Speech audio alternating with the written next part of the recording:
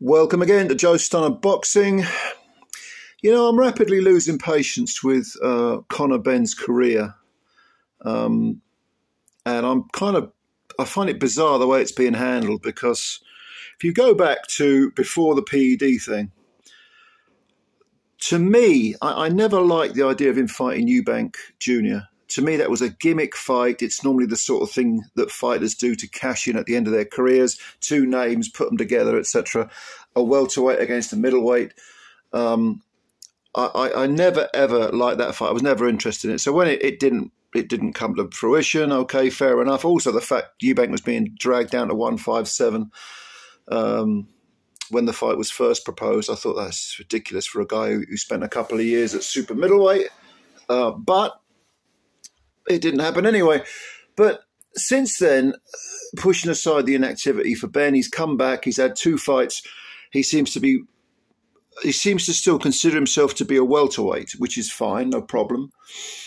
But he's been talking about fighting Gervonta Davis, who's a lightweight, and then obviously the Eubank thing was at middleweight. And if you're a welterweight, surely you're concentrating on the people that you are in your division, which the top two would be Boots Ennis and Crawford. Regardless of whether there's a chance you're going to fight either, you should be at least calling them out and concentrating on your division. Well, the latest name to be thrown into the hat is none other than Danny Garcia. Well, I've got to be honest with you, I thought Danny Garcia was retired, but then I think a lot of these PBC fighters are retired because they never bloody fight. Danny Garcia had one fight in 2022. He didn't fight in 2023. He beat Jose Benavidez Jr. a majority decision, and that was at light middle or super welterweight if you prefer. Give my age away, light middleweight. Prior to that, he didn't fight in 2021 either. He had two fights in 2020. He lost to Errol Spence on a unanimous decision over 12. That was for the IBF and the WBC titles. He also beat Ivan Redkach over 12 in 2020. That was a unanimous decision. He had one fight in 2019, which was against Adrian Granados. He stopped him in 7. And then in 2018, he lost to Sean Porter. He beat Brandon Rios, what was left of Brandon Rios, in 9 rounds. And the previous year, he lost to Keith Thurman over a split decision over 12. So he's had 3 defeats in 7 fights, and 7 fights in 7 years. He was inactive in 2023. He was inactive in 2021. I honestly thought if he hadn't retired, he didn't have both feet in retirement. He had a 1 foot and 4 toes in retirement.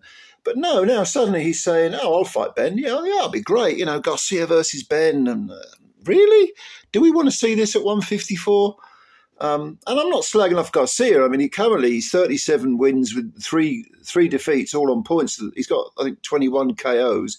Never been the biggest hitter, but he's a good fighter. He's a very, very good fighter, former world champ. But against CONOR Benn, I just don't get it. I don't get it. I think Matchroom kind of know Ben's limitations, and they're thinking, okay, we don't want to cash him out. It's not a cash out job, but we want to maximise his earnings because we know he can't compete at the very top of the welterweights, but he can compete maybe against big names who are on the slide, perhaps. Or look, this is called prize fighting. Now, Chris Eubank Jr., who of course is Ben's, bête noire, his nemesis, he's open about it. I want the money. Give me the money. This is prize fighting. I want to maximise my earnings. And when you're getting punched in the face for a living and getting all sorts of physical and neurological injuries, even if you have a successful career, why wouldn't you want to maximise your earnings? I would never, ever begrudge a fighter for looking to earn as much money as he or she can. This is boxing, and boxing is extremely dangerous, and people get killed, as we saw on, Boxing Day last year when the young Japanese fighter was killed.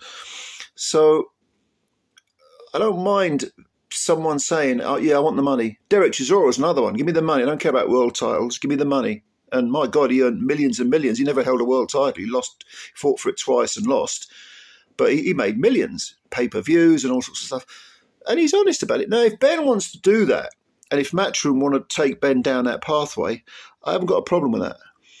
But I do have a problem when someone's walking around saying, I am the best, I'll fight anyone, I'm the king of the welterweights, give me anyone. Right, well, fight the best. Go after the best, the best names. Excuse me. Go after the best names. Don't talk all this nonsense about fighting lightweights and jumping up to middleweight and all this crap. Fight the best. Or go after the best, even if they don't want to fight you. Challenge them, and keep challenging them. Conor Benn against Danny Garcia. I suppose it might be an interesting test for Ben, and it'll be an interesting test to see how much Garcia's got left. I don't think he's a 154 fighter. He's only had one fight at 154, and that's Jose Benavidez Jr. It was a majority decision. He didn't look impressive. But, yeah. Anyway, give me your opinions. What do you think of this fight? Maybe you like it. That's fine if you like it, no problem. Yeah.